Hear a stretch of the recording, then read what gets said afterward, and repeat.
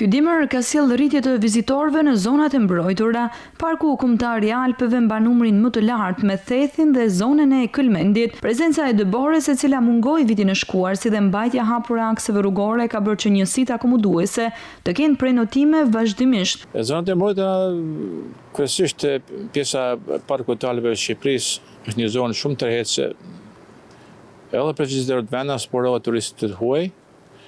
Dhe falës ndërhyrjes shpejt që kanë bërë në pastrimin e borës, ajo ka qenë aksesueshme në gjitha drejtimet, qoftë në zonën e Thethit, qoftë në zonën e Këlmenit.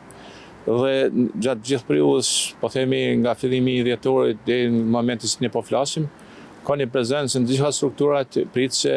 Ata të cilët i drejtojnë Alpeve gjatë këtyre muajve janë kryesisht të apasionuarit e aventurës.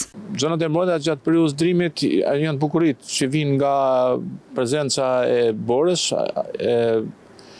janë shëtitet, po themi, të aventurës. Thethi, Lepusha dhe Vermoshi, si në dhjetor, po ashtu edhe për gjatë janarit, kanë patur frekuentim më të lartë krahasuar me të njëjtin periudhë të vitit të shkuar.